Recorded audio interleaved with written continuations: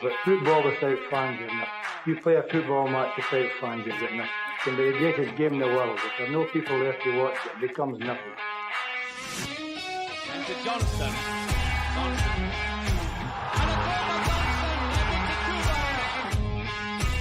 Larson. Oh, he's in. Henrik Larsson! That is sensational! Nakamura, he has done it! Isn't that just typical? The game is over. The Rebels have won. A star is born at Celtic! Champions. That's who we are.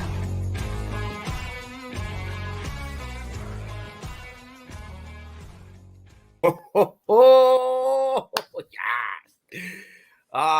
Very good. Fly the flag, Paddy. Fly the flag. Flag, mate. Good afternoon, everybody. We've just witnessed, but we've saw Celtic beat the Rotten Mob 3-2 at Celtic Park to go 12 points clear at the top of the league. A very, very hard game. Probably the fact that we made it hard for ourselves. But great, a great victory. It's lovely day outside. The sun's shining on the righteous. Brilliant. First and foremost, what did you think of it? Oh, happy to get the 3 points. Some great performances from some of the players. But overall, not a great game of football, Paddy. I know you'd sent me a stat that said something like Celtic had 80% passing completion. I had mental it. That is going to be the strangest stat that I've seen all day. Because for me, our passing was horrendous today, and there is young Govan. I'll just read it out again. Hope you were ready to come in there, mate. Aye, mate. Aye. My voice is so wee bit fucked. How you guys doing? Not too bad. So we literally just came on, Gavin. I'm just about to read a couple of little stats that I think are quite interesting, considering that almost every single that our passing was atrocious today. Our passing was slack. Our passing let us down. It allowed them to capitalise and press us when we didn't need to be pressed. And we just weren't out the races when it comes to passing or generally the game. However, we had 80% pass accuracy with 370 passes. They had 76. Their passing was freaking worse than us. How the hell did that happen? One thing that looked, by the way, that the passing, our passing game was not good today. I'll give you that. What I would kind of disagree though is they never capitalised on it. We were able to capitalise on their mistakes because. Did you hear that? Is that a fucking? Is a tanker just landed outside your house? Like? No, I think we're the better team, so we're able to capitalise on their mistakes. I don't think they're good enough to capitalise on our mistakes, although we did present them opportunities to. When I was coming at the game, by the way, it was such an emotional game because it was like highs and lows, frustration, joy, everything in between as well. And when we were making our way out the stadium, filing out, there was one guy who said that's like the best shite performance I've ever seen.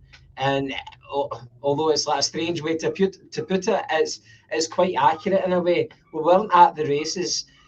First half was really poor, but over the course of the game, you know, I'm overjoyed. I'm overjoyed when that Jota goal went in for the third one. Fucking hell, man! Like the place was bouncing. It was bouncing.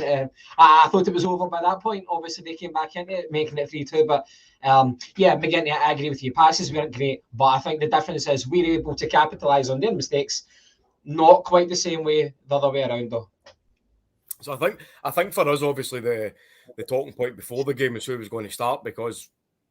As we knew coming into the game, Hatate was out injured. He wasn't making it, which was a big blow for us, I think, because he's been phenomenal this season.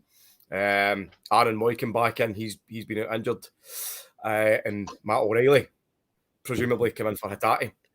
At that point, I was thinking it was better to have Moy in for his experience. He's been playing very, very well this season. I think he drives the games, he controls games. O'Reilly's one who's kind of on the precipice of the team this season. He's not been playing a lot. like starting regularly. He's been coming in and making substitute appearances and that. So it was a big game for him. But I thought Moy was terrible. I thought he was absolutely shocking, which was very uncharacteristic. So the only thing I can think is that he's still possibly carrying a wee bit of an injury, and he had to come in because Hatate was out.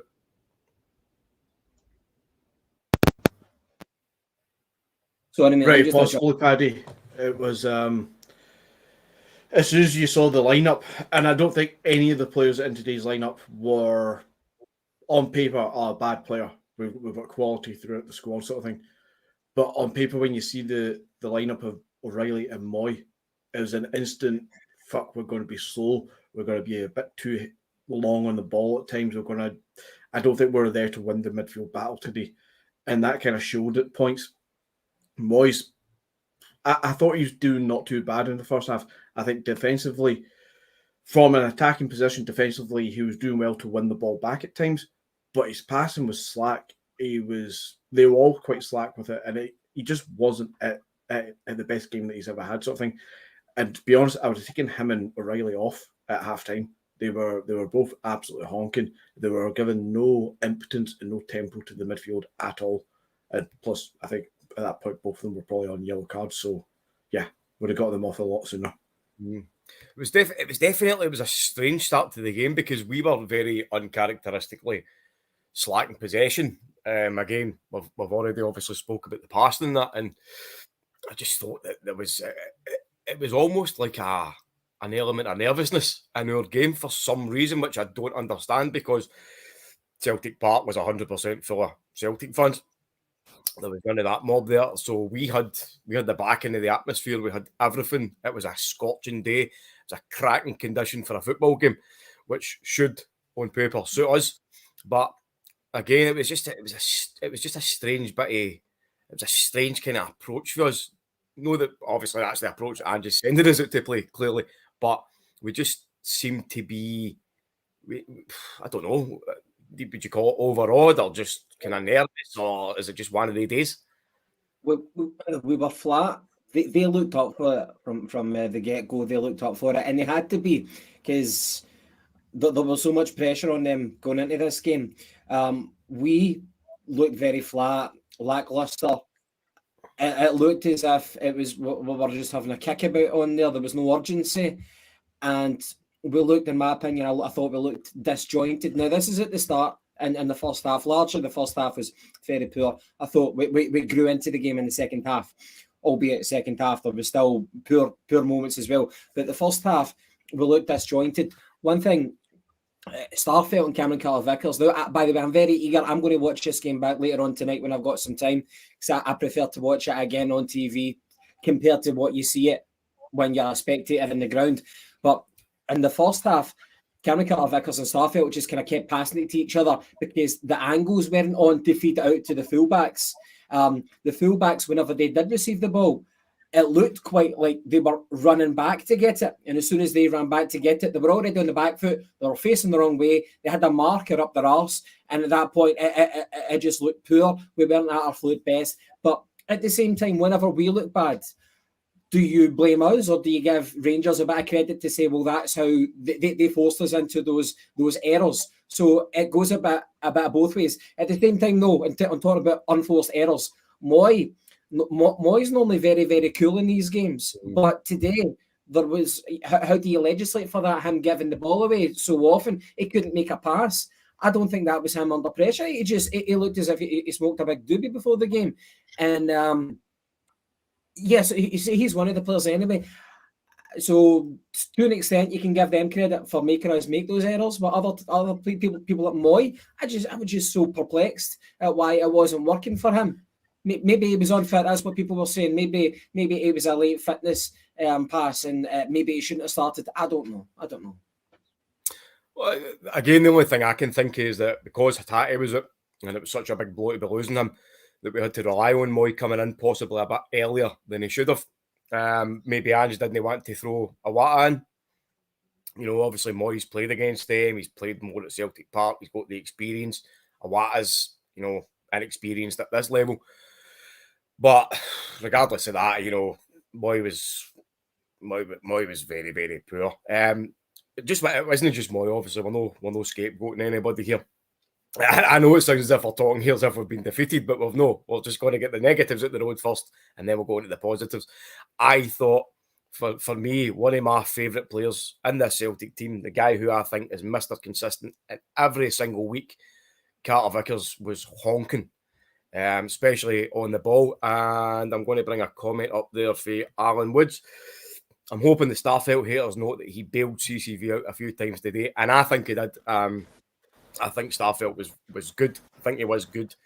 But again, I've used this word umpteen times already. Uncharacteristically, unlike Carter Vickers to be so slack on the ball in terms of possession. But as you said, Gav, like our errors were leading them to grow into the game. So that was bringing them into the game. And to be fair, they were doing well at certain parts. They were aggressive and they were forcing us into errors. But we don't usually encounter that type of press. So that kind of put us on the back foot a wee bit. But we were still flat, as you said. Still making too many errors. We couldn't really get a tempo going. We couldn't get the flow going in the game because we were making so many errors in terms of passing. We couldn't bring ourselves into formation. We just couldn't get the tempo going. But listen. So I was wondering with the Carter Vickers thing and the Starfelt thing, do you think the yellow card to Carter Vickers quite early on in the game had an impact on how he performed? And then in a positive light, and I don't mean to be too harsh and Starfelt, and it will sound like I am because last podcast I was asking for perhaps Kobayashi to come in. But do you think that having Carter Vickers on that yellow early on has maybe made Carter Vickers stand off a little bit? He's then became a bit too slack. He's not wanting to rush into things. But positively, it's made Starfelt go, hold on a minute, I need to help you, I need to cover you. And his experience has kicked in there to kind of cover up for Carter Vickers being a bit more slack. I think it's a good point. Whenever you get booked so early, I don't know if it was in like the first 10 minutes, McGinty, that Cameron Carter Vickers get booked, but whenever that does happen to one of your centre halves, and again, where everybody needs to be on it, then yeah, you do get a wee bit worried. You worry if that's going to affect his performance, if he's going to be more reserved. On the other hand, I would say that Cameron Carter Vickers, the way that he plays, I don't think he gets booked all that often. He's never a dirty player, but he never gets found out. I don't think that he gets exposed very often in games in order to resort to making fouls, which merit yellow cards. But certainly, you're on a bit of that cliche. You're on a bit of a tightrope for the rest of the game. But Woodsy, he was saying Starfelt kind of bailed him out at times. I need to watch a game back just to kind of analyse everybody's performance. And get another perspective on it, but yeah, I'm sure it did to an extent make him think about it. Can I ask you guys one thing? I don't know if I'm fast forwarding to the second half or if it was still in the first half. What happened between Kalmak and Raskin in order to force the referee to give out 2 yellows? It looked like from up, I was watching Callum, I'm like, you don't normally get wound up like this. He was pushing the guy, and everybody was saying, calm the fuck down, man, don't do something stupid here. So what did you guys see? For the letter of the law, and this is where maybe we'll touch on their disallowed goal from Morelos at some point as well, but by the letter of the law, 2 yellow cards is probably fair. However, green tinted glasses definitely firmly on for this one. Raskin does nudge his head forward twice and could have seen a straight red card for, in my opinion. He gets away with that quite easily. It starts from a foul that I think we're on the receiving end of the free kick for. McGregor goes to grab the ball and Raskin's holding on to it. And Raskin and McGregor, they're doing that kind of give me the ball and I'll fuck off sort of thing. And it's 2 hands kind of go up. It's really handbags. It's really not much in it. But by the letter of the law, you're going to say, well, you raise your hand, you get a yellow card. That's straight up. That's fine. But if you're going to be that pedantic about it, then the 2 times that Raskin does that to say, go on, and he kind of nudges his forehead into McGregor. He's not headbutted him. I'm not going to say he has, but he's made that motion, and we've seen that before. It's been a straight red card with 0 contact. against our players. We've seen it before. So by those kind of weird, how pedantic do you want to be? Raskin's very lucky. But on the whole, that's the only flashpoint against us. And I don't think there was much in it, really. Just what McGinty said there. Raskin, I can't mind if it was Johnson who was the player that was fouled. But the next minute you see Raskin kind of standing over him. And then obviously McGregor's came for the side. And he's said something to Raskin. He's tried to get the ball back.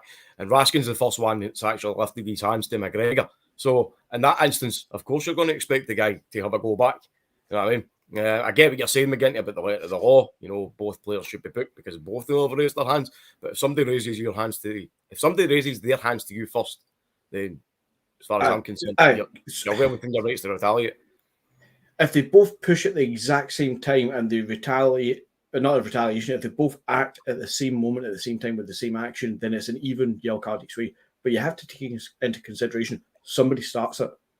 And if I firmly believe this is right, it was a foul against us, so it was our free kick, it was our ball to have, and Raskin's the one to lift his arms first. He's instigated that. Surely this should be a harder punishment on his side than us. And does that mean that you just raise your hand means a straight red card? No. But does it mean that you give a bit of a leeway, as you say, a bit of consideration that somebody's got to kind of like stand his ground a little bit? And McGregor never got forceful. He just stood his ground. I think the yellow card from McGregor is harsh, but we'll stick by the letter of the law because that's what VAR is telling us to do these days. Yellow card each way. And that leads us into the first major flashpoint of the game, talking about the letter of the law and the VAR. So obviously we'll talk about the disallowed goal at the start. First, I'll ask you, Gav, what was your impression at the game? What was everybody else's kind of opinion about the disallowed goal? Did you think it was a foul by Morelos on Alistair Johnson? Obviously, McGinty and I have saw it.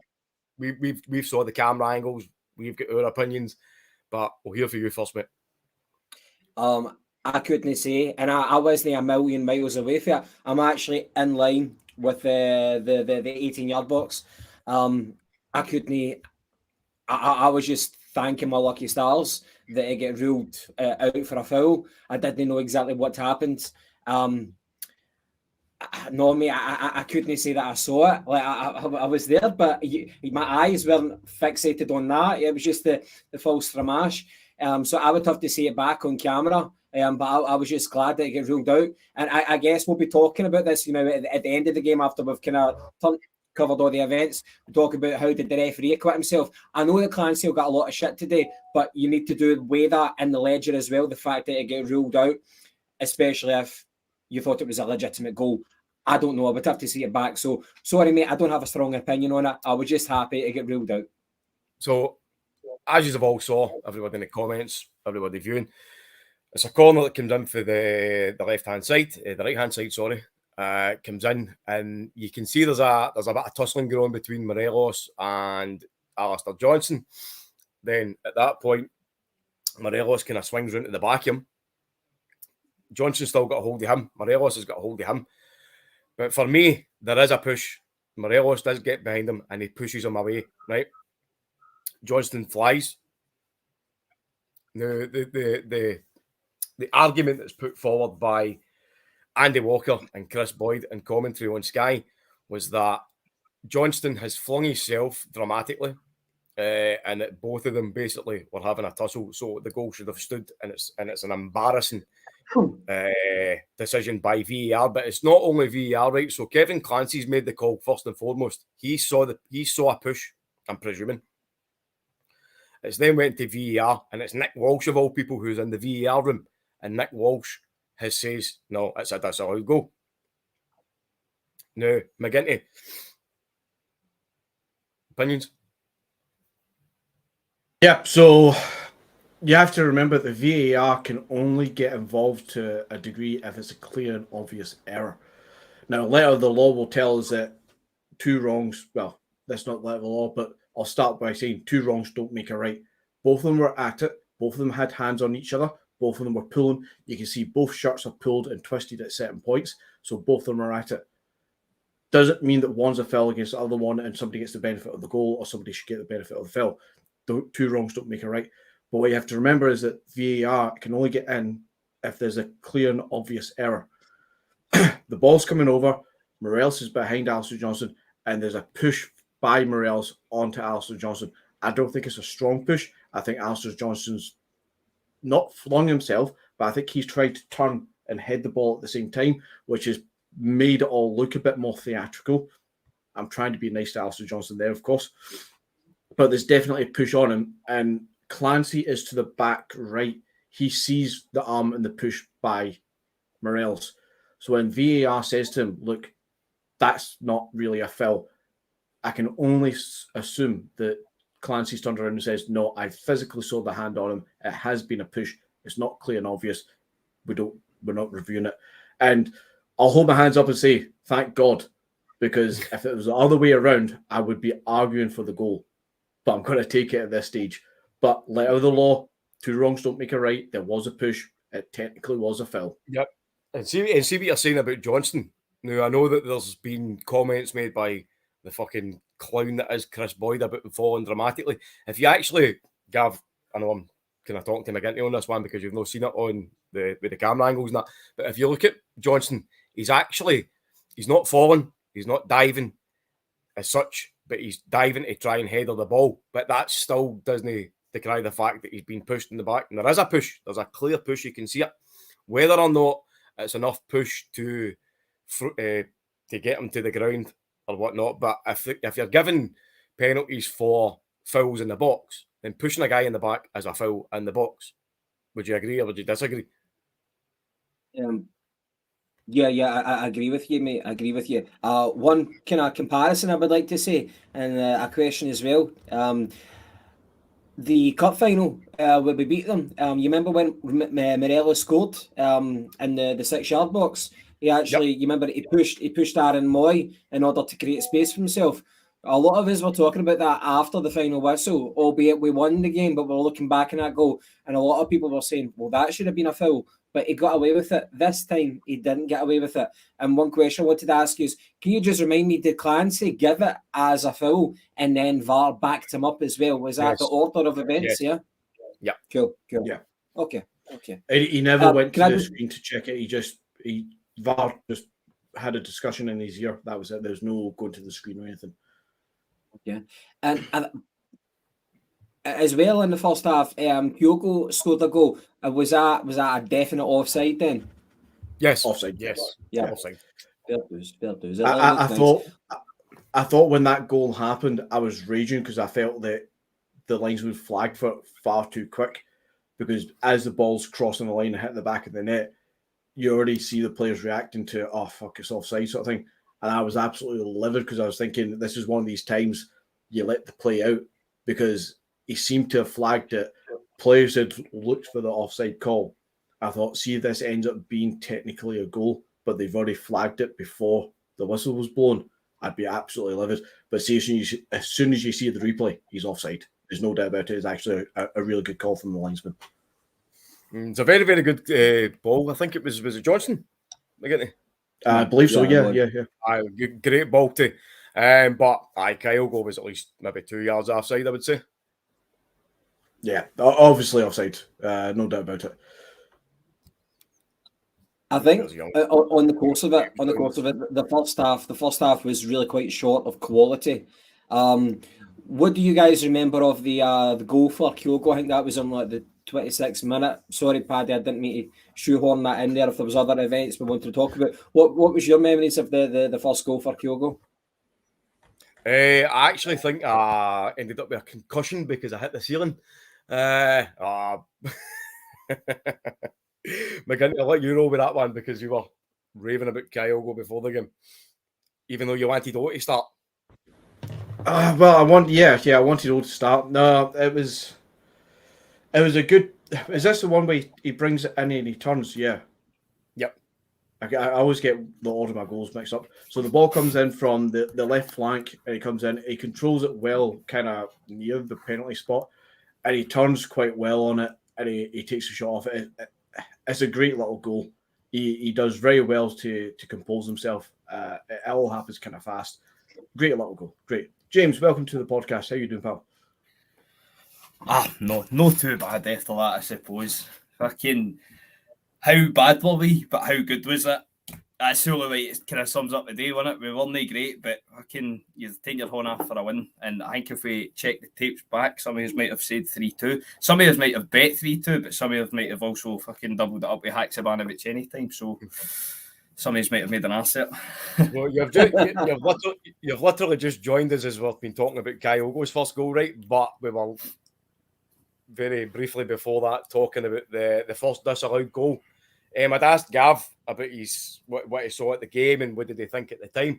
So I'll ask you yourself, did it look like a foul, or does everybody else think it was a foul, or were you thinking at that point, fuck, we got away with one?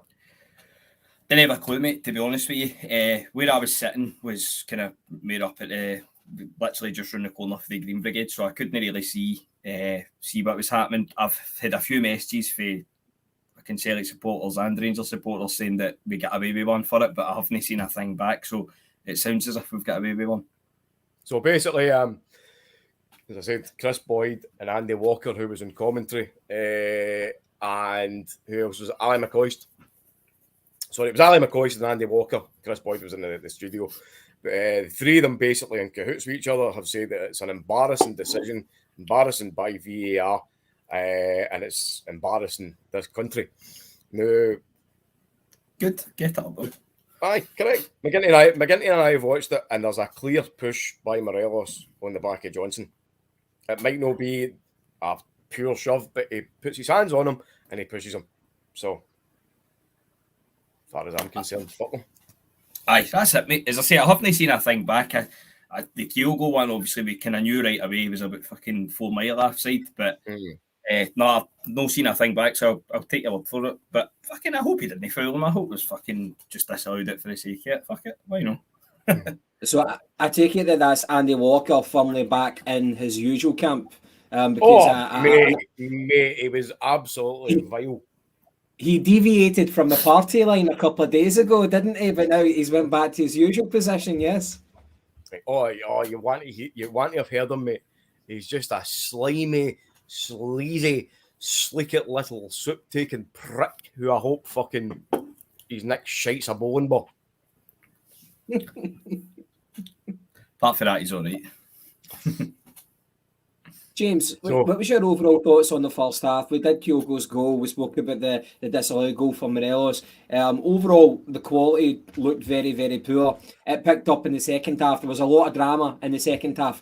What was your thoughts overall in the first half? Like, genuinely terrible. I honestly, I don't think it was a great game. But for us, I don't think we really kind of turned up. The first half especially. I'm not going to get in his back because it's kind of what I do, but Aaron Moy was awful. I'll give him benefit of the doubt, to be fair, but he was terrible. He's probably their best player in the first half, and that's not even kidding on the amount of times he gave it away. And then, don't get me wrong, and fucking coming for me, this is probably going to be a laugh, but I think the crowd got on his back a bit early, and then it felt as if he maybe played a wee bit safe after it, which I suppose is understandable. He just started passing balls back the way. Personally, I would have taken him off at half time. Don't get me right, I don't think any of the midfield three were good, and I'll include McGregor in that. I think O'Reilly came on to a game in the second half. He was kind of putting the boot in a wee bit more, but I wasn't overly impressed with the three of them in there. But I think Moy was by a mile probably the worst. But as I say, he's been excellent the last few months, so I'll be the first to jump on his back, but I'll give him benefit of the doubt today because he has been excellent the last wee while. Well, one person who I thought was absolutely incredible in the first half was Alistair Johnson. Man, Alistair Johnson. What a performance! Now, I was very, very unsure about him when he first came in, but you can see the qualities that guy's got. He's just he's a unit. He's so strong. He's defensively superb. You see him at every point. He closes doing everything that he can. He doesn't give the opposition player a minute. Some of his slide tackles today were absolutely magnificent, and his drive and his engine is just he's just a quality player. And for me, as Gary Melrose is just literally you must be twigged with my brain, mate. He's definitely an upgrade on Juranovic, which again I was very, very, very unsure about it at the time, but no, he's won me over. that comment. They were talking about it in the radio, and I was just driving home, and that was the last phone in that I was listening. That was the last call I was listening to before I went into the house. But there was a guy who phoned in, and he said exactly that. He's an upgrade on Juranovic, who was a fan favourite as well. Let's not forget, and he had a bit of a continental presence about him, Juranovic, but. AJ, like what can you say? Like he is a unit, and whenever you hear someone say you've just signed a guy who's got 2 sets of lungs, you're like, fucking hell, I'll take that. But he doesn't run about like a headless chicken, like some people. You know, he's an athlete, but at the same time, he's a very good defender. He's probably better from a defensive point of view than an attacking point of view. But if you're old school, like some people are, then you'll say that's not a bad thing at all.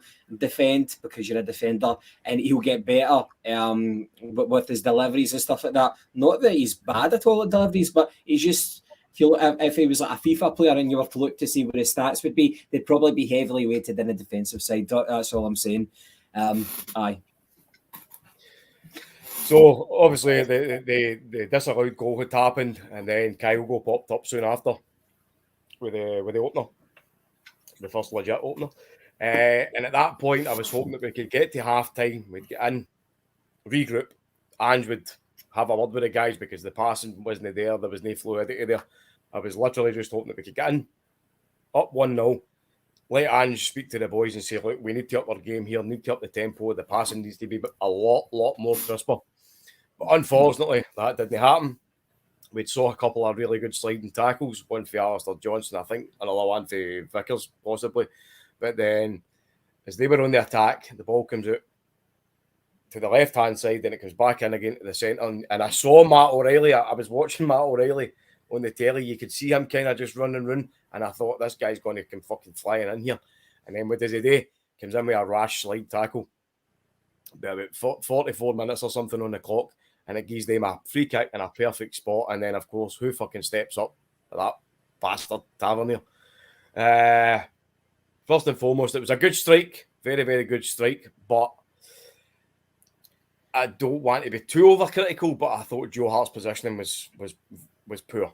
Again, it was a very good free kick. There was a lot of power in it. There was a bit of dip on it. But it's not as if it was right into the corner. Wasn't the postage stamp, as the old Yanks and Americans say. It was kind of in between centre and the corner.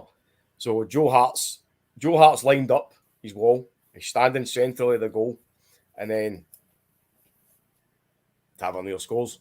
McGinty, you would have obviously saw it on the telly. What was your take on it? And did you think that Joe Hart could have done anything to stop it? I think he's just too slow. And I don't mean that disrespectfully. We've covered Joe Hart before. We know he's got a blunder or two in him. I don't think he's had one of those moments of, oh, fuck's sake, we need to replace Joe Hart. We don't need to discuss him in that light today. I think he's made a couple of cracking saves elsewhere. He's positioned his wall really good. You watch him in the TV, you can see him looking at the wall. You can see him give the thumbs up and he's nodding along. He's confident with the wall. Mm-hmm. He places himself quite central in the goal. He's obviously aware of what could happen. But even though he's aware of it, and even though he's confident of the wall jumps. The ball is, credit where it's due, the ball struck really fucking well. But Hart's just too slow. He should get there. It's 2 or 3 yards from right in the corner. It's not out of his stretch. He's just too slow to actually get up and make the save. It's not the worst mistake a keeper could make, but the keeper does take blame. It's a free kick. I mean, obviously the free kick shouldn't have happened, but it's a free kick. You need your keeper to be on it. He just wasn't on it. But it's not a massive blunder in the sense of, oh my fucking God, we need to replace him. It's just, we concede goals sometimes. It fucking happens. Aye, listen, as you say, we are going to concede goals. It happens, especially when you give stupid free kicks away. But I totally agree with you. I think I'm not at the point of saying replace Hart. I don't think it was a blunder, but I 100% agree with you. It was very, very slow for my take. Even his dive was almost in fucking slow motion.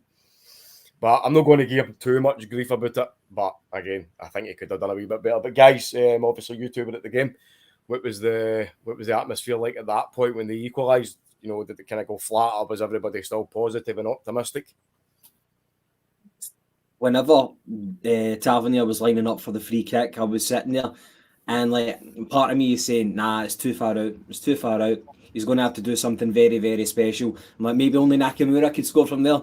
We've seen it done before, but Tavernier, he's an excellent free kick taker. I know people are reluctant to give the guy credit. I think he actually got 100 goals for Rangers today, which is, that's something that they can congratulate him on. But he's a very good free kick taker. There's no denying that. I thought from where I was sitting that it was a postage stamp one, but obviously from what you guys are saying, if Hearts should have got to it, then that implies that it was not so postage stamp and a little bit more central. So if that's the case, then fair enough. You would like the keeper to do everything possible, because it was definitely a good distance out. But he generates a lot of power, good execution. He's got a great technique for that. So, but whenever the goal went in and then the halftime whistle went, I was thinking it might be one of those days where we don't get the victory. I was thinking about how the game is going to finish. I might not be going home grinning. I was thinking how we'd be doing this podcast this evening if we never won. But I was prepared. At that point, I was thinking, the team have done so well. Postecoglou's team have done so well this season that they've got credit in the bank, and I'm not going to go overboard if we don't get a victory today. Obviously, that's different, and we can be a wee bit more critical because we've got that leeway now where we can praise and criticise. But at that point, half-time, one each, I was thinking, well, we've not been at the races today, so maybe I'm expecting too much to go on 1-0 ahead. James, did you have a different perspective than me? No, to be fair, when the free kick get gave, still a wee phrase for Paddy, but I felt it in my pish that they were going to score. Everything about me was the same or no. You just knew it was getting in. I think it got in off the bar. For where I was sitting, I wouldn't fault Hart. I think because it goes in off the bar, it makes it look that wee bit better as well. But I spoke to a couple of people on the way home, and they said that Hart probably should have done a wee bit better with it. As I say, I've not seen anything back for the game at all. But at half time, and I said it at half time who I was talking to, I just didn't think we could be that bad again in the second half. Because don't get me wrong, we've discussed it on here, you'll maybe get into a game that's no suited to Maeda and he's no in it. Maybe Kyogo's quiet. Again, Kyogo was quiet and fucking hit the ball in the back of the net 3 times. But it felt as if everybody, apart from Johnson, it felt as if the full team was off it. So I thought he would have taken Moy off at half time, and I don't think that would have been harsh in the slightest. Went Moy for Iwata. He's obviously left it at wee kind of 15-20 minutes in the second half. I don't think we were great shakes in the second half either, but we were definitely better than we were in the first half. We seemed to take it by the scruff of the neck, but we didn't really do that either. But we just kind of put our foot in the ball a bit more, and it felt as if we took the game to the aim a wee bit more. And obviously, we basically won the second half 2-1, I suppose. And I think that's what we had today. We had to come out for the second half, and we had to make an impact. But I think even when we started, that kind of slack. The slackness in the past was still there. There was still that bit of, I think I would call it kind of nervousness, but we just didn't flow. But listen, we did up our game. Kyogo had obviously scored. We equalised in the first half. Then the second half comes in, and then there was mistakes happening on their part. And you'll need to correct me here, McGinty, but what time did what time did Kyogo score the second goal? The fuck's sake. Put me on the spot. Remember the fucking time. Was it 60 odd minutes or something? I can't remember. 62. Hold up. 62, mate. 62, aye. 62. Hold up, I'll get the exact minute and second for you. Right, well, as soon as I put you on the spot, then why don't you talk 62. Okay, yeah, put me on the spot. Why don't you? So this isn't the one that was a crossing. Nah, somebody else run it through. I get these wrong every fucking day. Right, we'll speak for the guys that was at the game. Gav, talk us through Kyogo's goal.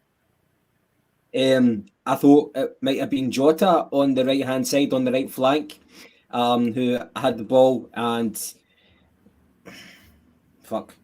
he managed to kind of deliver a ball in shit happened. And then I think it might have been Davies who like tried to head the ball, but it just went up. And then Jota managed to it looked as if he was just waiting for it to go out for like a corner kick, but Jota tried to retrieve the situation because he's tenacious, and he managed to regain possession.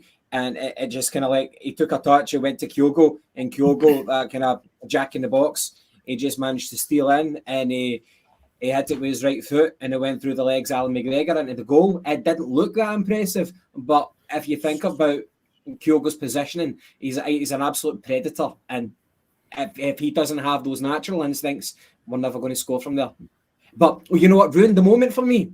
Whenever the ball was released to Jota on the right flank, the wee lassie sitting next to me said, you're offside. So whenever the ball went in the back of the net, I didn't celebrate. I was just standing. I was just waiting for VAR to call it offside because she convinced me it was offside. And then obviously Rangers kicked off again. I'm like, you're fucking dancer. I reckon after listening to you there, Gavin, you're going to have to watch that goal back, much like Michael Beale and bloody Tavernier need to watch that goal back for two reasons. One, the two Rangers players played everybody onside by standing on the touchline. So it was never offside.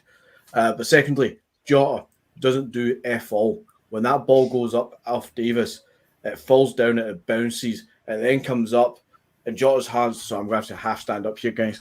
Jota's hands is about here, and the ball bounces here, and it flicks away. Jota does nothing but stand like a bloody lamppost, and then the ball goes to Kyogo, who, as you said, predator instincts, his positioning and his movement is second to none in this league, and he gets his second goal, well-deserved second goal from him. But Jota himself, as much as Beale and Tavernier want to say it, not a handball, in the slightest at all. And whoever the lassie is that sits near you at Celtic Park, far from offside because there's two other Rangers players, one being Davis, who's playing him on. I actually didn't know what happened until I saw the replay. Obviously, saw Kyogo scoring the goal, but I seen the ball getting up in there, and I thought it was going out for a corner. So I turned to say something to the Wayne, because me and the Wayne were sitting watching the game on the couch, and I turned to say something to him, and the next minute I hears, it's falling to Kyogo, and it's a fucking goal. So I thought what happened there, and then see when you watch it back on the replay, as you see me getting to the ball comes up, it's deflected off of Davis, so up into there, Davis and Jota kind of tracking it, and then the next minute you see it starting to come down. Davis he's jumped up to head it, but he's kind of shut his eyes and he's shucked away from it, and he's done almost a kind of half-hearted header. It's went down, and at that point, Jota's actually doing this with his arms, right? He's actually cowering away for the ball, and the ball hits him on the buzz. It maybe touches the very, very tip. He's pinky. No, it doesn't. It just absolutely does not. There's no doubt about that. You see it from the side angle, and fair play that we don't see that fully until the post-match review by Sky. But you see it from the side angle, it does not remotely go near his hand at all. It's not even in a debate. The fact that two of them came out, Tavernier and Beale, and claimed that as a handball is an absolute disgrace. That they've just jumped straight onto that. They're clutching at straws, and they should be hauled up for claiming that, calling the game into dispute and all the rest of that nonsense, because it was so far removed from his handball. It was unbelievable. No, it's just isn't. I've seen what they've been getting away with. It's nowhere near it. Aye, we'll get through the rest of this because I want to come back to that, especially about the comments that Michael Beale came out with at the end. I don't know if you caught onto this, but we'll get onto that. But again, even the fucking bampots in the studio were saying never a penalty. I don't know where the hell they're getting that for. But it was a great goal for Kyogo. Gav, you says it. He's the man with the predatory instincts, and it was great that he could use those instincts to score against an actual predator right through his legs. Fucking stole my line, man. I've been sitting in that for about 10 minutes. Fucking slid it under the predator. I'm blaming that. I want that. I'm taking the assist on that. But aye, somebody said it earlier on. Kyogo's earned the term the Hunskelper now, because that's what he does. He turns up in the big games. He doesn't do a lot in the games, but he's got the instincts there to get the goals in. First goal was a cracker, and then the second goal was brilliant. And at that point, I thought we were going to run away with the game. I thought it was going to be one of the ones where it was going to go into a 3, a 4, possibly a 5. Then obviously the game continues on, and you're talking about an error for Davies, sorry. Then it then leads on to another error by the fucking rotten mob centre back. The ball comes back into the defence, and then John Souttar just plays a blind pass back to McGregor, but it's actually wide of the goalkeeper. And fair play to Jota, by the way, because he's got that in his locker to know that he's got a chance of getting it, and he races forward. McGregor's in no man's land. He tries to recover it after doing the wee kind of shuffle step that goalkeepers do sometimes when they're indecisive. And he gets the ball, gets a toe on it, gets round McGregor and puts it in. Left foot. Here we go. I thought that was it. Game over. Fucking brilliant day. Again, I'll keep asking you this question, guys, because you were at the game. You know what the atmosphere was like. What was the feeling when Jota scored? Did you think that was it over, or were you still kind of? Aye.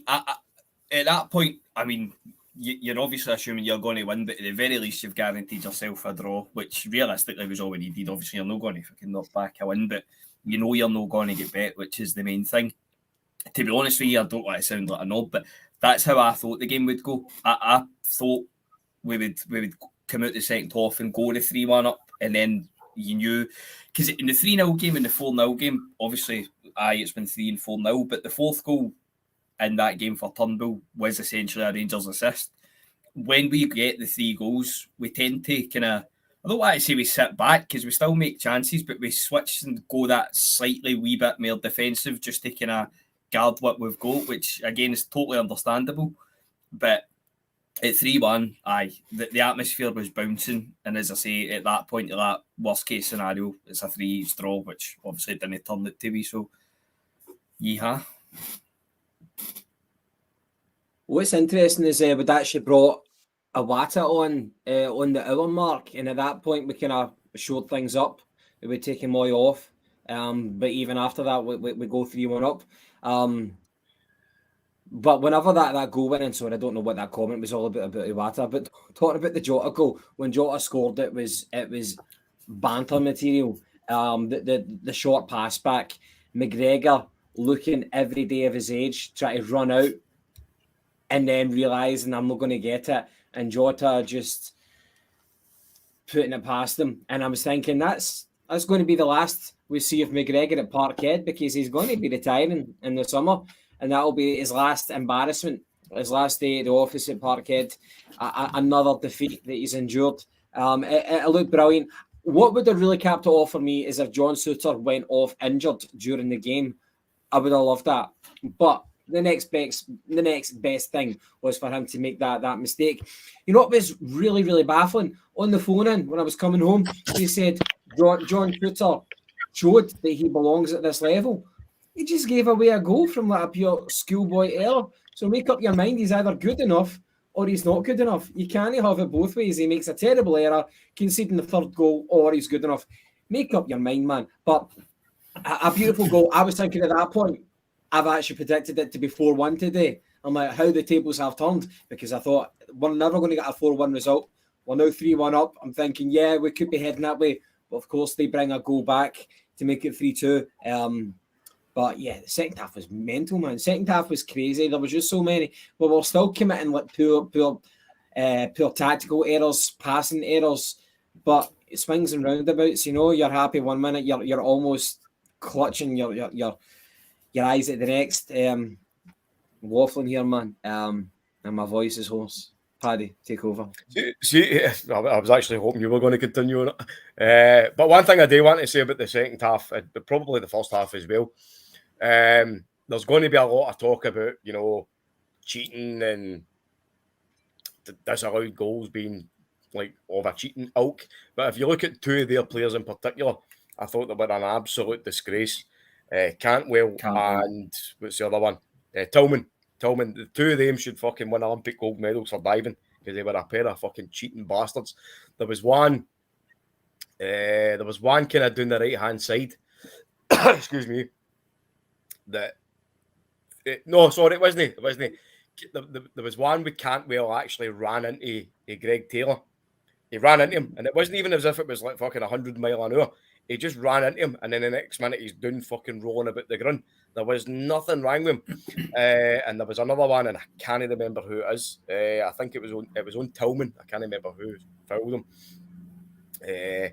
But they never even touched him. They won the ball, and even the commentator was saying he's made no contact. It was Johnson, it was Alistair Johnson. He's made no contact with the man. He's won the ball. Paddy, I totally agree with you. Those guys were particularly annoying to the crowd. That's probably the reason why I was shouting so much. Do you remember another incident? It was in the second half. The Rangers defender, Suter, was running back towards goal, and one of our attackers, it might have been Maida, could have been Haksabanovic, I don't know, was right behind him. And as soon as there was the slightest touch, Suter went down, and he actually caught the ball in his hands before he even went down. It was infuriating. It was. I don't know if there was any contact. He might have just breathed on him, but it's getting to like that. And Clancy, at every opportunity, he was given it. He wasn't even saying, "Oh, was there enough contact there to cause that foul?" He was just giving it. He was giving him. From my point of view, the decisions that he gave today were very much weighted towards them for just the slightest thing. Albeit, I admit, I acknowledge the disallowed goal in the first half for Morelos, which I said it's only fair to put it in the ledger for him. But it just seemed like he was giving away so many fouls, so many decisions to Rangers, and I'm just thinking, you're not even trying right now, man. I don't know what's going on here. Aye, there was so many kind of inconsistent calls by the referee. There was one as well, and it was really, I was fucking raging at the telly. I was shouting and bawling. The ball went out for a by kick to that mob, and I can't remember who the Celtic player was, but he got up to run away, and then the next minute, Borna Barisic just came behind him, went like that, 2 hands around his neck, and stopped him. Aye, this one is he just on the touchline. Aye, do you fucking see what he did? Your arm goes right around him. Mate, he's about to choke slam him. He had 2 hands round his neck. The guy was running away, and he went like that, put 2 hands around his neck, and stopped him. And it was this one late in the game when he just went after touchline. Aye, just after touchline, Clancy runs away and points a couple of fingers at the two of them. Fucking aye. For what? An absolute disgrace. Watch Borna Barisic again. If you ever do watch that bit back, watch him and watch his eyes and watch what happens. He fucking puts his arm around him. He's about to fucking slam him to the ground, and he realizes the rest watching him, and he just catches himself, and he makes it look like it's a friendly pat and a hug sort of thing. He's a fucking aggressive wee prick. He should have been done for that. He caught himself just before he made it look any worse than it was, but we all know what he was fucking thinking. There was one in the first half as well. No kind of like that, but just fucking terrible refereeing again. I don't know if it would have showed you on the telly or if it would have got mentioned. I don't even know if you would have noticed it, Gaffy, where you were sitting. It was purely because it was kind of right in front of me. I can't remember what it is that happens, but McGregor, it's a goal kick. The ball's come off the Celtic player, and McGregor goes for it. When he picks it up, he's comfortably, and I mean comfortably, about at least 3 feet behind the byline. So it's a goal kick. Linesman puts his flag up, goal kick. McGregor just runs on the park and fucking rolls the ball out, and the referee just like that, play the advantage. I'm like, it's a goal kick. I'm like, you can't play the advantage for a goal kick. And don't get me wrong, it made absolutely no difference. It made no bearing in the game. But like, how fucking basic is that you can't even get a goal kick right when the linesman get his fucking flag up? And that kind of set the tone, because that was in the first half. The Carter Vickers one, don't get me wrong, it probably was a booking without having seen it back. The Aaron Moy one is the one I'd be actually interested to see back, because on first viewing, and as I say, I haven't seen anything again, I actually think he might have done Aaron Moy a favour in only booking him, because I know it's at the halfway line, but it looks as if he's far too slow on the ball, but it looks as if he loses the ball, fouls the player, and then just brings the ball back in, and they would have been clean through because we didn't have any defenders back. Aaron Moy was technically all last match. He doesn't bring the ball in. He grabs the legs of the Rangers player and pulls him down. Right. He's very lucky. He grabbed his that's- ankles like a wee child or something. Aye, So you're not getting away with it. That's what Kieran's alluding to there. Kieran says That's the point in the group chat. Moy did a great rugby tackle after a foul. I love that. And as you say, James, Moy he loses possession and he's trying to chase the guy back, and he's that slow that he actually falls. And it's one of the kind of on moments, and he just grabs his ankles and takes him out. And at that point, I was thinking, "Yeah, fucking clown." And then I thought, "Nah, do you know what? That's up there with take one for the team." Aye, I need to see it back because I thought, obviously you're telling me I'm wrong, but I thought he fouled him and then pulled the ball back in so he couldn't run over the ball. So I'm thinking it's a foul and a horn, but I know it's obviously the same motion, but a foul and a horn, Bob. So maybe he's not done him a turn then. So obviously we're 3-1 up, and then they've literally started throwing everything but the kitchen sink at the game. Then the ball comes in, can't remember who the fuck it was, for the right hand side, and the defence are caught well out, and that Tavernier manages to pop up again at the back post where Header scores his 100th goal. Not that matters because it doesn't make a fucking difference. But again, it was very, very poor defending. And at that point, you're thinking, oh, fuck, is that one of these ones? Because they're on the ascendancy here. They're coming into the game. They're having a go.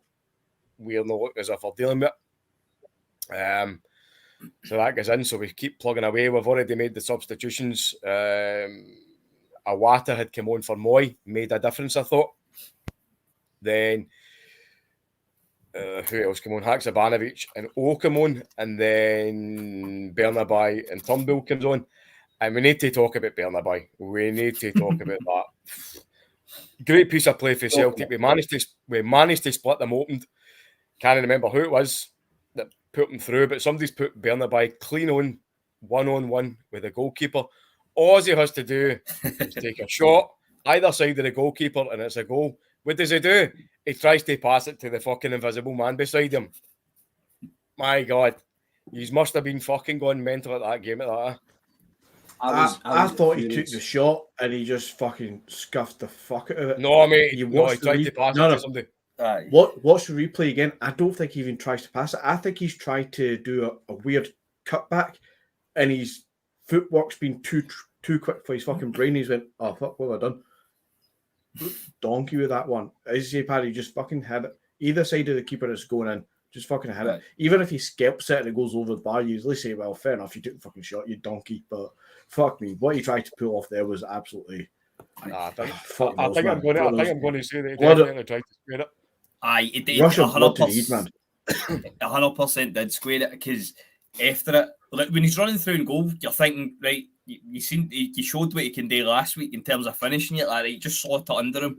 Fucking, he's not going to get done. Seal the deal.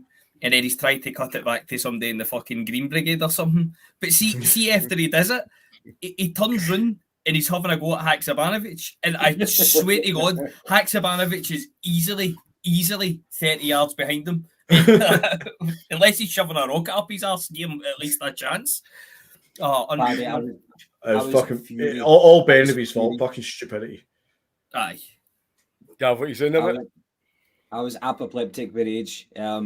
Like you were thinking, if you're going to get a chance through on goal, thank God that you got a goal in the previous game because your confidence will be high. Go for it, wee man. Go for it. Make a name for yourself. Become a hero. And he does that. It's inexplicable. And the fact that he's get the goal to criticise another teammate for not being there when nobody was there. He was there. It was his moment and he shat it. I wonder if he would have shat it if it was against any other team. Maybe it was just the occasion. And then you need to kind of call into question his mentality. But you're thinking at that moment, are we going to regret not scoring that? We came very close. Close. You should never be in a Glasgow derby at home with like 5 minutes stoppage time on the clock, and you're like, we've scored 3 goals at home today, but you're still biting your nails. That shouldn't happen, man. But that's the game that we witnessed today. And to be fair, towards the end, I think we've criticised Joe Hart today, but he did make a good block late on in the game. I think Carter Vickers had one as well. Maybe Starfelt there was definitely another one. I know I'll need to apologise. I keep forgetting who's did what, but it was just that frantic at points that you're thinking, fuck me, man, I can't keep up with us. But we managed to see it out. We won the game, 3 points in the bag, 12 points ahead. Is this now the time that we can finally turn around and say confidently that the league is over? Champions. Because I've been reluctant to buy into that because stranger things have happened. But now I think the time is now to say the league is over. Done. Dusty. Aye, they had to win today. Even a draw kills it as well. Obviously, fucking 12 points. What is it? 7 games left. So technically, we can win it first game of the split. Aye, come on, it's 7 games to go, 12 points clear. We would need to drop points in 5 of those 7 for them to realistically win it. Where's that going to happen? We've dropped points in 2 games all season. It's fantasy to hold on to that. That is, the league is fucking fly that flag. No, the league is over. The league is over, but what shouldn't be over is our intensity, our standards. I want us to maintain that. For us to go, so this is 31 games played now. We've only dropped points in 2 games. A draw against them and a defeat in Paisley. That's fantastic for him. You don't get that very often. People might say, well, that's because the opposition are so poor. You might say that, but that's not allowed us to drop our standards. So for the remaining games, I want us to keep going. And Postecoglou is not going to let anyone drop their standards in training or in games, because if you do, you're going to get replaced. So it's been fantastic, a great victory today. We're all smiles, but keep going, and let's make that record by getting the highest points total ever. I'd like to see that happen. Where do you go, James? No, I was just going to say, can we just rewind a bit? Just while we're getting on Burnaby's back, I'm sure it was Burnaby. We had a free kick with like 20 seconds to go or something. Everybody ran forward. Everybody ran back. Turnbull then ran about fucking 15 yards offside, and then Burnaby passed him the ball. And I don't know if it would have been highlighted on the telly, but it's sitting at the game, you're like, all right, he's made a fucking dummy run for a bit of space for somebody, and then he's just passed him it. And as soon as he passed it, lines was just offside. You're like, what the fuck are you doing? Did it get mentioned? I think it, aye. Do you know something? I can't even remember that. James, I remember it was a bizarre like segment of the game. It was like the Rangers players they'd kind of lined up in one line, and it was just like a kind of like a classic offside trap. We had to pass it back. We couldn't pass it forward, and we passed it forward. We honestly, there's a lot in that. I've said it. I'll say it again. I'll say that 100 times before. See, when it comes to time wasting, keeping the ball in a corner, we must be the worst team in the history of football at doing it.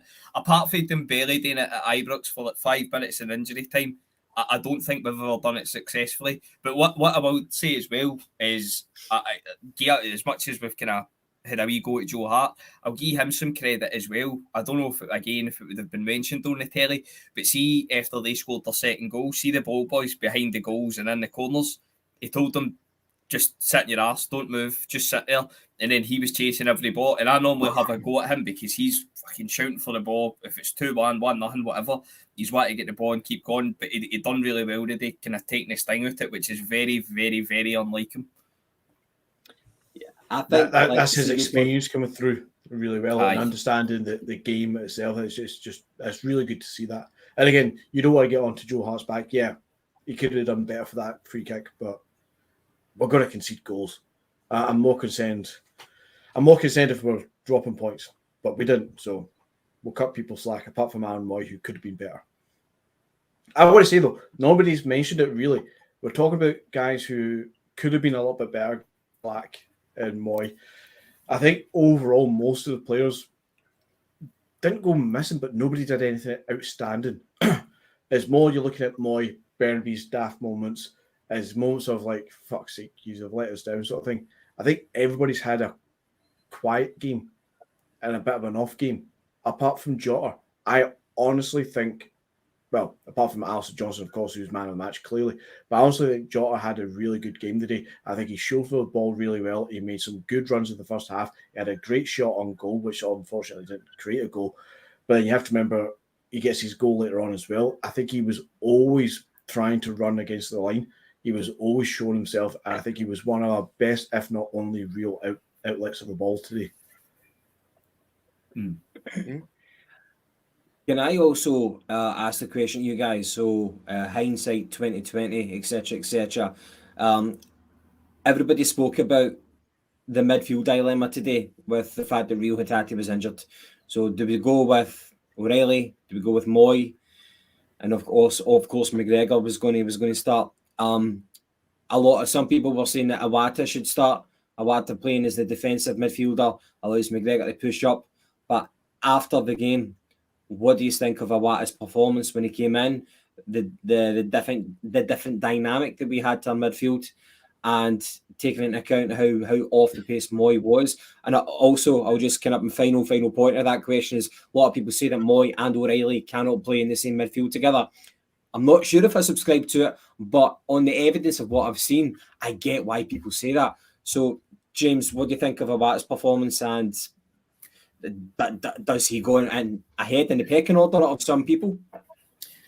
I think so. I think Iwata changed the game when he came on. He kind of was the only one that was really kind of, that's it in a nutshell. He calmed it down. Moy, I don't think is the quickest in the world anyway. I've said before, I think he needs to play deep, and when he's got the space to pick his passes, that's when he's at his best. In a game like that, when it's played at that intensity and that pace, and give him the benefit of the doubt as well. If he's just coming back, he's going to be a wee bit rusty. So it looked as if he was running in treacle at points, and he looked as if he was fucking thinking in treacle.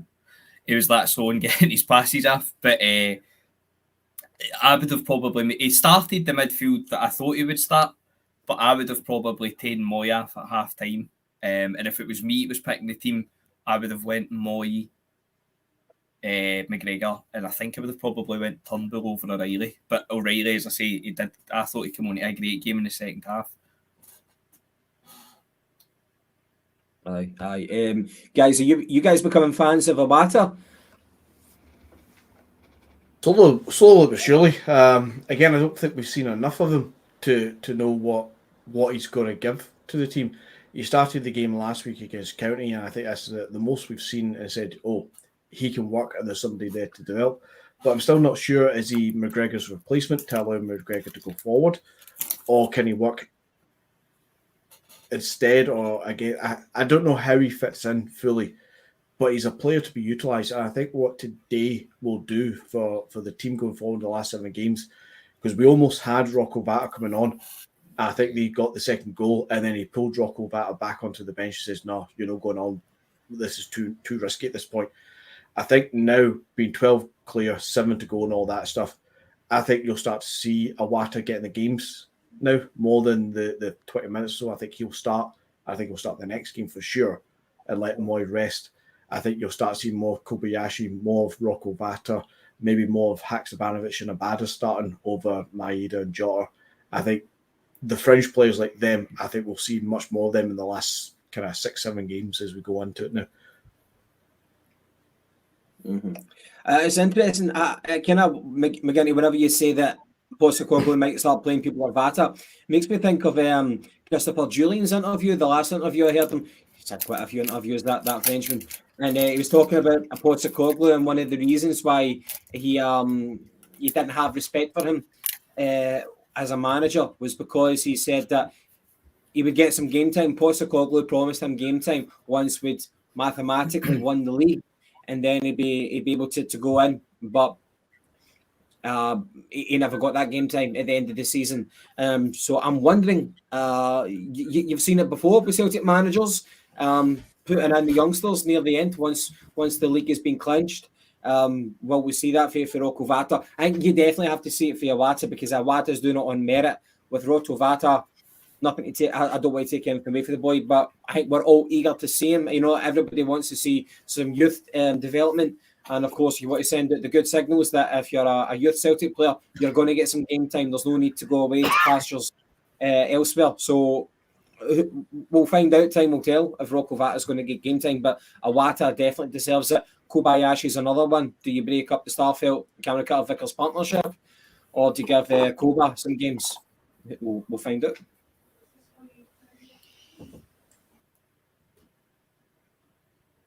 I'd give Kobayashi. I'd like to get a look at him. Starfelt, I know he maybe gets a bit of a hard time at it, but he does have his moments. So I wouldn't mind getting Kobayashi a few games to see what he can do. And he's looked good enough and he's played as well. Maybe even give Big Lawal a wee shot when it's done and dusted. No, please don't. No, please don't. All right. Oh, I forgot. Aye, he's a mate. I think you're going to have to wait to after the semi-final before anything like that happens. You know, kind of squad rotation and stuff, because he'll be wanting these players to be crisp, playing a game time in them, because that's now our biggest game of the season. Well, as it stands, as the semi-final against them. But as guys have alluded to in the comments, Beale showed his card today. He showed how his team's going to play. So now we need to take that and analyse their performance and how to counter what they're going to bring, because they're going to come out and try and play the exact same way. We can't play the exact same way that we did today, because there's a potential there that we could end up with an upset in our hand if we approach games by not being able to pass successively and you know, get the games flowing the way that we usually do. But at the same time, they've gave it their best go today, and they've still lost. Their captain, who's a serial loser as far as I'm concerned, has scored his 99th and 100th goals, and it meant nothing. We've ruined his moment, you know what I mean, by winning that game. And that ties in with the comments at the end. I don't know if you guys have heard any. Well, obviously McGinty has. But yourself, Gavin, James, you probably wouldn't have heard the comments. But after the game, Postecoglou spoke.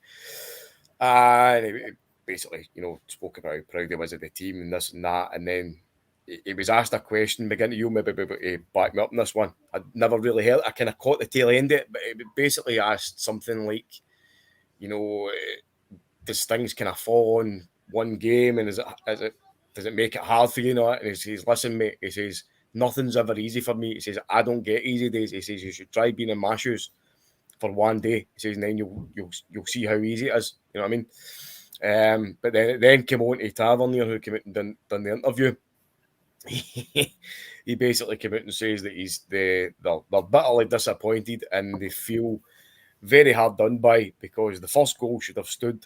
And this is when I first heard about Jota's handball, was when Tavernier mentioned it. He says that the second one, he's went into the dressing room and he's had a look back at it, and it's definitely a handball, which is absolute pish.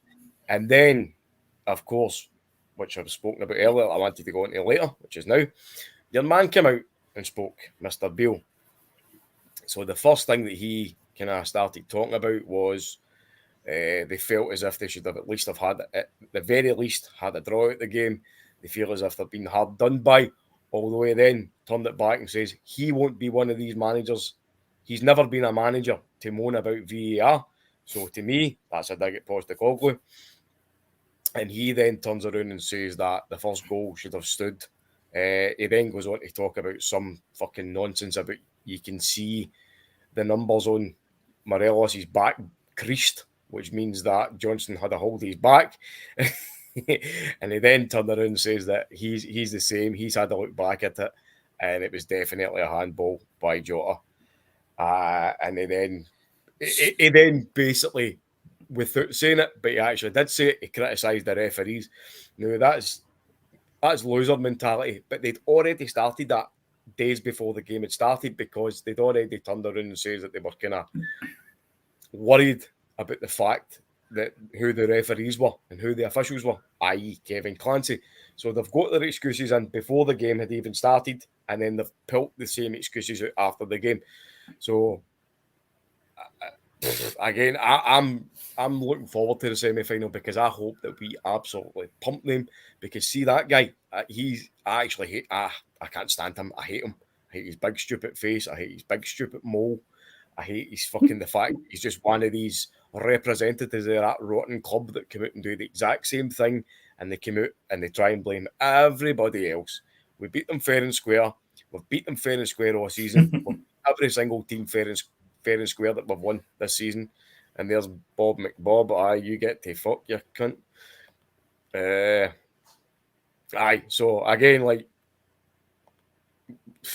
McGinty, carry on, mate. You'll need a rant. Can I just say, McGinty? Sorry, McGinty. You probably had something to say. Please continue. I was just going to say that's why I made a point when we were talking about the disallowed Morelos goal. You could see both the shirts being pulled and both the numbers being twisted. That's why I made that point, because I've heard Beale go on about it. And that's, you can see that Morelos' shirt and it's been, pulled around to the side or squished or whatever word he's used. He's tried to make I can physically see the evidence.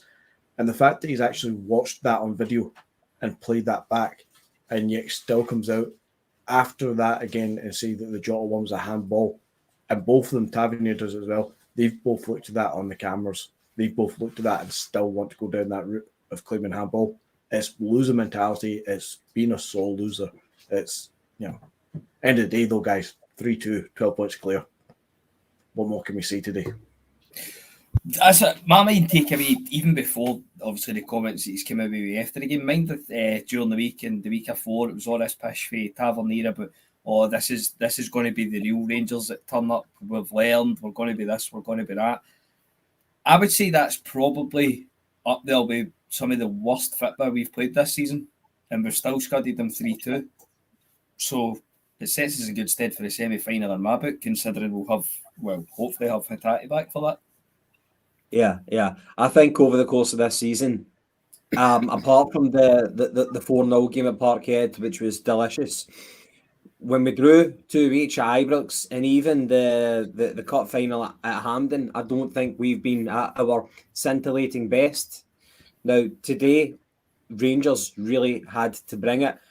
Beale has been giving it a lot of noise in the media. He's been talking about his own record in Glasgow derbies. Even whenever he wasn't the manager, he was just simply an employee of the club.